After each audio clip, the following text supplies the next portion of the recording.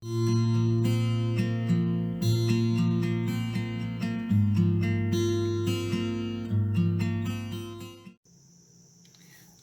gente. Meu nome é Marcelo Magalhães, eu sou neurocirurgião. Vou estar falando aqui para vocês um pouco sobre essa anatomia da convexidade do cérebro. Então vamos lá. Acho que o primeiro passo é a gente definir onde está o sulco central.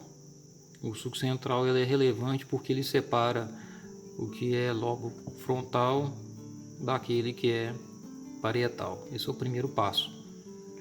O segundo passo é identificar um sulco que passa lateralmente, que é o sulco lateral ou fissura de Sylvius, que separa o que é lobo frontal do que é temporal.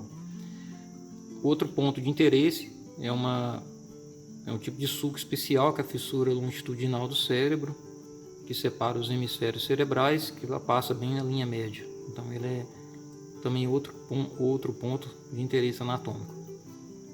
Então vamos então para o lobo frontal. Então o limite posterior dele vai ser esse sulco central, que passa bem aqui. Então a gente vai ter um giro muito importante, que está localizado aqui bem na região anterior do sulco central, que é o giro pré-central. Por que ele é importante? Porque aqui está localizado a área motora primária. A gente também classifica ele como área de Brodmann 4, área 4 de Brodmann. Então, se o paciente tem uma lesão aqui nessa região, ele vai evoluir com algum tipo de comprometimento motor no hemicorpo contralateral. Paresia, hemiparesia ou hemiplegia, vai depender da extensão do comprometimento desse córtex cerebral. Então a gente agora vamos passar para essa região anterior ao giro pré-central. Aqui a gente tem o sulco pré-central, não confunda ele com o sulco central, que está bem localizado bem aqui. Aqui a gente vai ver três conjuntos de giros, que tem nomes específicos. Aqui esse é o giro frontal superior, giro frontal médio e giro frontal inferior. Então, para separar esses giros, a gente observa aqui dois sulcos distintos. Tem o sulco frontal superior e o sulco frontal inferior. Sulco frontal superior e sulco frontal inferior. O giro frontal inferior ele é especial por albergar a área da linguagem. Então vocês vão observar que aqui a gente denomina parte triangular, que realmente lembra um triângulo invertido, e aqui parte opercular. Então o conjunto da área triangular e da área opercular, vocês vão, como se diz, o paciente vai ficar com afasia de expressão ou afasia de Broca. Então o paciente não mais vai conseguir conversar. Então o paciente vai desenvolver um comprometimento da fala, caso a linguagem desse paciente esteja no hemisfério cerebral esquerdo, que na maioria absoluta das pessoas é o lado esquerdo que possui a área da linguagem. Aqui você tem a parte orbital, está bem aqui na frente. Então a parte triangular com a parte opercular é a área da fala, tá bom? Tem que lembrar, por causa do AVC, que compromete essa região e o paciente deixa de conversar. Então a gente tem a área motora primária, está localizada aqui no lobo frontal. Existe uma área próxima, que a gente fala área 6, que está mais ou menos aqui. Então a área 6 é uma área modal, da motricidade.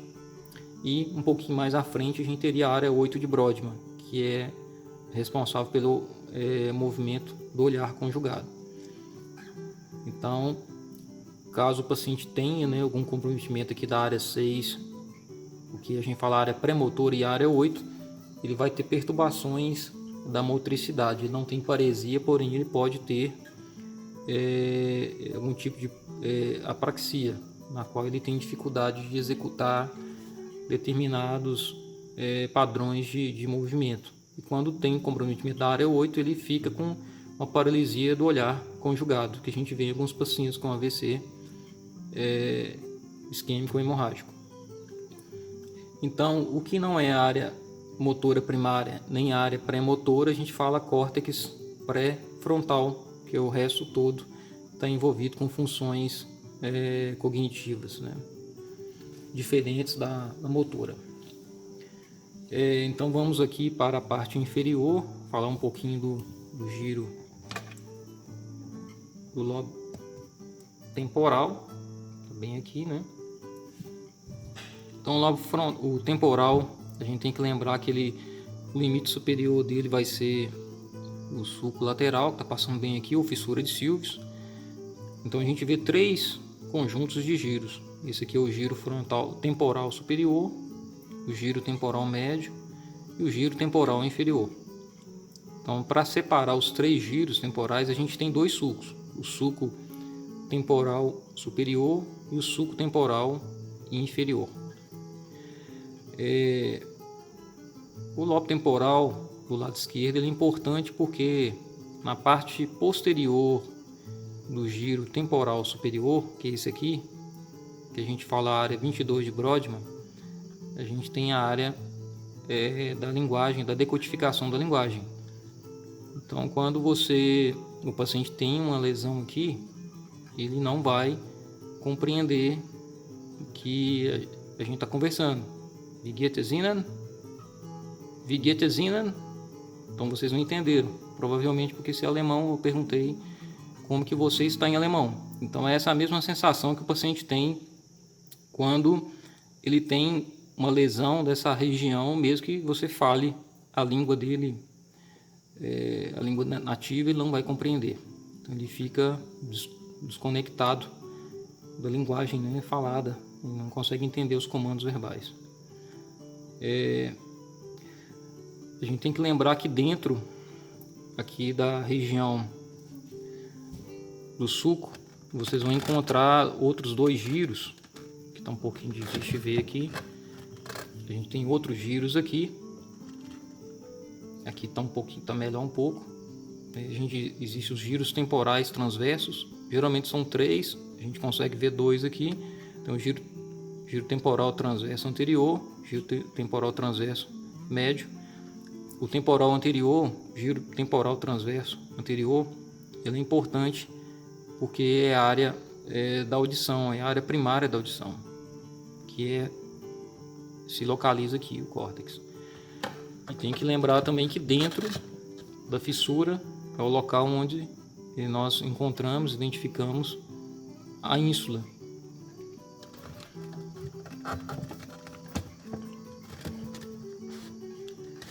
Então vamos agora para uma parte, falar um pouquinho sobre o lobo parietal. Então o limite anterior do lobo parietal vai ser o sulco central, que está bem aqui. Atrás, posterior ao sulco central, a gente vai identificar o giro pós-central, que é esse aqui, passando de fora a fora. O giro pós-central é muito importante, porque aqui é a área sensitiva primária, ou somestésica primária. Então, se o paciente desenvolve alguma lesão desse córtex, ele vai desenvolver algum grau de hipoestesia contralateral, aqui no hemisfério esquerdo. Então o hemicorpo dele direito vai ter perturbações da sensibilidade tátil, epicrítica, protopática, térmica, álgica, proprioceptiva. Esse córtex ele alberga 3 áreas de Brodmann, áreas 3, 2 e 1. Então a gente tem 3 mapas aqui da superfície do corpo. Existe uma somatotopia específica. As regiões internas da linha média aqui correspondem à perna e pé, e as regiões laterais a gente tem tronco, face, braço. Então aqui tem a posterior ao giro pós-central, você tem o sulco pós-central, bem aqui. Isso é importante, dá pra gente ver direitinho. E posterior a ele a gente vai encontrar 2 conjuntos de giros. Vai ter um maior aqui e o outro praticamente do mesmo tamanho aqui. Então a gente denomina o lóbulo parietal superior e lóbulo parietal inferior.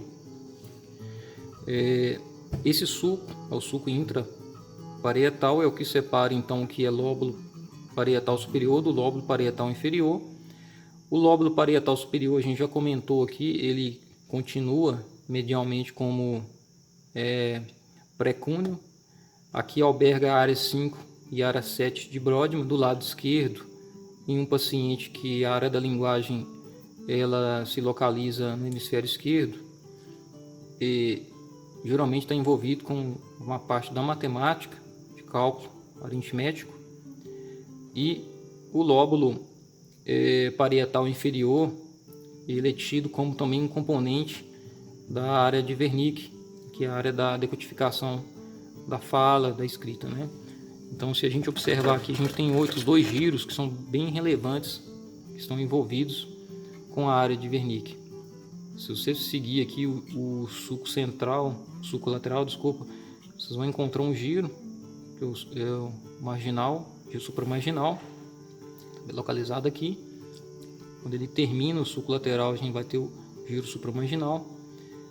E no final do suco temporal superior, se você continua, você vai chegar em um giro também, que é o giro angular.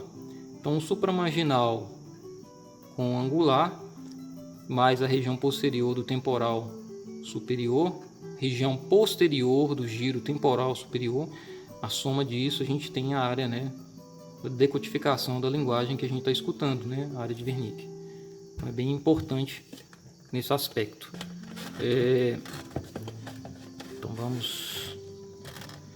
Então a gente por fim vai chegar no lobo occipital. O lobo occipital ele começa, existe uma linha imaginária para a gente localizá-lo, que é uma área a gente tem uma linha imaginária, parieto occipital, que é uma linha que começa no sulco parieto occipital, nesse ponto aqui que a gente já havia discutido em outro vídeo. Essa linha imaginária vem até a incisura pré-occipital, que está uns 5 centímetros do polo temporal, do polo occipital. Então essa linha imaginária, parieto occipital, é o que separa o que é occipital do que é parietal. Então o lobo occipital no ser humano, ele usualmente pode ter 3 giros. A maioria das pessoas você vai ter um giro superior e um inferior apenas. Mas tem pessoas que têm 3 giros occipitais. E se a gente observar bem, vocês vão ver um sulco aqui, que é aquele sulco que nós havíamos comentado anteriormente, que é o sulco calcarino, que está envolvido na visão, onde nas bordas dele se localiza a área 17, que é a área primária da visão.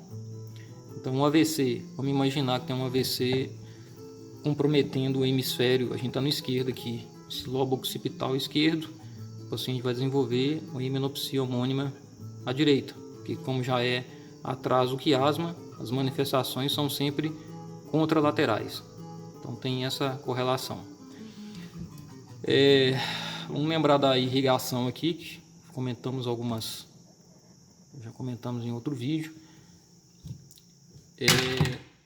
Então a gente vai ter a irrigação de boa parte do temporal e a borda e a convexidade quase toda vai ser cerebral média, artéria cerebral média. 2 centímetros a linha média para a região lateral, para a convexidade, até a região parietal, começando pela frontal até a parietal, a gente vai ter a cerebral anterior. Então a cerebral anterior ela é bem curtinha nessa convexidade, ela pega só uns 2 centímetros aqui da linha média da fissura longitudinal do cérebro. E a parte posterior, a gente tem que lembrar que vai ser uma outra artéria, que é a cerebral posterior, que vem, né, lá da parte basal do cérebro aqui. E a cerebral anterior ela vem da fissura longitudinal do cérebro, e daí ela alcança até uns 2 centímetros da borda da convexidade. E a cerebral média, ela vem da fissura do sulco lateral, saindo das bordas do sulco lateral em 2 direções, em 3 direções, ou vai para o frontal, parietal ou temporal. São os ramos, né, da artéria cerebral média. Então aqui a gente tem a ínsula. A ínsula, na verdade, ela tem esse nome que ela sofre um processo de insulamento que começa no período embrionário. Quando é embrião, a ínsula é completamente exposta, e à medida que o lobo temporal cresce, a gente consegue, ele cobre, né, a ínsula. A ínsula, ela tem um sulco, chama circular, porque ele tem um formato, né, uma borda, realmente um contorno que lembra um círculo. Então a gente tem a parte anterior do sulco circular, parte superior e parte posterior do sulco circular da ínsula. A ínsula, curiosamente, se a gente ver aqui a posição, o sulco central do cérebro, ele corresponde geograficamente com o sulco central da ínsula. A ínsula também ela tem giros, tá bom? Geralmente são 3 giros curtos e 2 giros longos. Então, por exemplo, esse aqui seria o segundo giro curto, esse aqui o terceiro giro curto, esse aqui o primeiro giro curto, e esses aqui são 2 giros longos. Geralmente tem esse tipo de correlação, de nomenclatura. Essa artéria que passa é um segmento da artéria cerebral média, ela passa sobre, né, a ínsula, e posteriormente ela inflete e vai sair nas bordas do sulco lateral.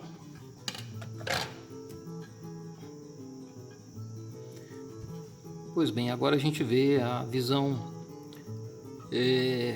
inferior do cérebro. Então vamos lá.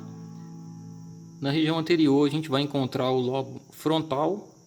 A gente vê esses giros aqui, que eles têm um formato irregular, são giros orbitais, porque eles têm contato direto com a órbita, por isso tem esse nome. Geralmente você vai ter um giro orbital medial, você vai ter um anterior, um lateral e um posterior. E o sulco ele tem um formato de H. Aqui está mais difícil de visualizar, mas geralmente o sulco ele lembra muito a letra H. E medialmente a gente vai encontrar um sulco chamado olfatório, porque aqui a gente identifica o trato olfatório, passando bem aqui o bulbo olfatório. Esse aqui é o giro reto, que eu já havia comentado em outro vídeo, passando aqui. E essa região aqui a gente vai encontrar o sulco lateral, né, ou fissura de cílios. Agora aqui a gente vamos por parte para facilitar esse giro que vem lateralmente. A gente já havia discutido o nome dele, que é o giro temporal inferior. Ele é a continuação daquele giro que a gente já havia identificado na vista, na parte da convexidade do cérebro, parte lateral. Aqui a gente vai identificar o giro que a gente fala é fusiforme, porque ele tem um aspecto difuso, ele é mais largo, geralmente nas peças anatômicas verdadeiras, né, de peças de cadáver. Ele tem um equador aqui, essa região central um pouquinho mais larga. Esse então é o giro occipito temporal lateral, porque ele ele tem uma correspondência no lobo temporal e no occipital. E aqui a gente vai ter nessa região, lembra mais uma região que tem uma bolinha, né, que parece um gancho, né, que chama uncus, ou unco em português. O unco é importante porque nas herniações de uncus ele acaba comprimindo o mesencéfalo, levando o paciente a ter uma midríase, né? Ele desenvolve a anisocoria com a midríase do mesmo lado da lesão em pelo menos 70% dos casos. Então, quando o paciente tem um hematoma intracraniano, não é raro ele ter, né, à medida que o hematoma cresce, ele comprime o lobo temporal, e o unco ela acaba comprimindo o terceiro nível quando ele deixa o mesencéfalo, levando ao quadro de anisocoria com a midríase do mesmo lado da lesão em 70% dos casos. O unco ele é só essa parte, depois ele já vira giro para-hipocampal, que é uma região mais curta aqui. O giro para-hipocampal tem esse nome porque se você fizesse uma ressecção desse giro, você identificaria lá dentro o hipocampo do paciente. Então, se você resseca aqui, você cai lá dentro dos ventrículos laterais, do corno temporal, e você vai identificar o hipocampo do paciente. Por isso tem esse nome, giro para-hipocampal. E por fim, você vai encontrar o giro occipito temporal medial, que é essa parte mais lateral aqui. A parte mais medial. Então aqui a gente vê mudanças de nomes, o que causa bastante confusão na cabeça dos estudantes. Você tem um uncus ou unco, você vai ter o giro para-hipocampal e depois você tem o occipito temporal medial. Os sulcos têm nomes diferentes também. Perto do unco chama sulco rinal. Aí depois, posteriormente, chama sulco colateral, que é um sulco mais profundo, que chega até fazer uma saliência lá no corno occipital.